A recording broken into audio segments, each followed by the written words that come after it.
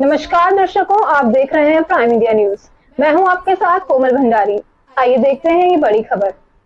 दिल्ली भाजपा द्वारा पश्चिमी दिल्ली के जनकपुरी में प्रेस वार्ता कर जम्मू कश्मीर के प्रभारी आशीष सूद ने पत्रकारों को संबोधित करते हुए एक रथ लॉन्च किया। दिल्ली में केजरीवाल के 9 साल, दिल्ली बेहाल।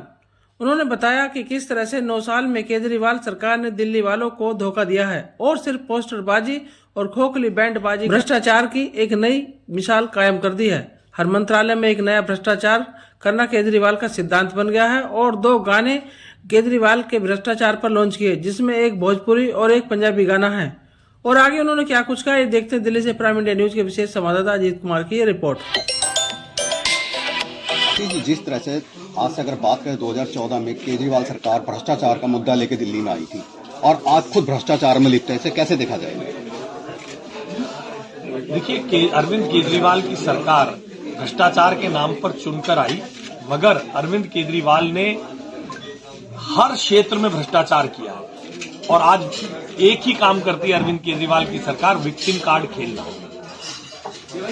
जल बोर्ड का घोटाला, सीवर का घोटाला, पीडब्ल्यूडी का घोटाला, मोहल्ला क्लिनिक का घोटाला, शराब घोटाला, क्लासरूम घोटाला, बस मार्शल घोटाला, इन सब में घोटाले ही हो रहे हैं। अरविंद केजरीवाल की सरकार केवल लोगों के वोट चुराने का काम करती रही है, वो लोगों के विश्वास को छलने का काम किया है और अब वो समय आ गया है जब भ्रष्टाचार का हिसाब अरविंद केजरीवाल को देना पड़ेगा।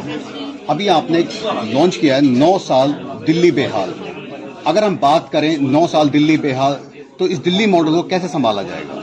देखिए, दिल्ली में सफाई के नाम पर व्यवस्था शून्य है, दिल्ली में गवर्नेंस के नाम पर शून्य है, केवल इवेंट मैनेजमेंट कंपनी के नाम पर चलाया जाता है। कुछ बिल्डिंग बना देने से स्कूल अच्छे नहीं हो जाते, उसके लिए बच्चों को साइंस पढ़ाने की जरूरत है, बच्चों को अच्छी शिक्षा देने की जरूरत है, उनको टीचर्स देने की जरूरत है, स्कूल में डिसिप्लिन के लिए प्रिंसिपल देने की जरूरत है। दिल्ली की हेल्थ व्यवस्था क्या होगी? क्या मोहल्ला क्लिनिक देश की राजधानी के हेल्थ मॉडल को दिखाएगा, या यहाँ के हर विधानसभा क्षेत्र में या यहाँ के हर रेवेन्यू जिले में एक एम्स के स्तर का बढ़िया अस्पताल देश की राजधानी में देकर हम देश की जनता को, दिल्ली की जनता को अच्छी सुविधा देंगे? इसके ऊपर कभी बात नहीं होती, केवल रेवड़ी कल्चर की बात होती है, जिसके अब समय खत्म हो गया है। एक छोटा सा सवाल है मेरा, दिल्ली में देखा जाए तो 9 साल से किसी वृद्ध की पेंशन नहीं बनी है और बात करें 8 से 9 साल से ज्यादा हो गए किसी का नया राशन कार्ड नहीं बना, जबकि बाहर के राज्यों में सब चालू है। क्या दिल्ली के अरविंद केजरीवाल को जवाब देना पड़ेगा। राशन भी नरेंद्र मोदी जी मुफ्त देते हैं, राशन कार्ड क्यों नहीं बन रहे? क्यों लोगों के साथ छल किया जा रहा है? क्यों लोगों के साथ लूट बाजारी का बाजार गर्म किया जा रहा है? ये अरविंद केजरीवाल को जवाब देना होगा कि वो गवर्नेंस कहाँ है, गरीबों के राशन कार्ड क्यों नहीं बन रहे, क्यों यहाँ पे नए अस्पताल नहीं खुल रहे, इसका जवाब देना होगा अरविंद केजरीवाल। आयुष्मान कार्ड।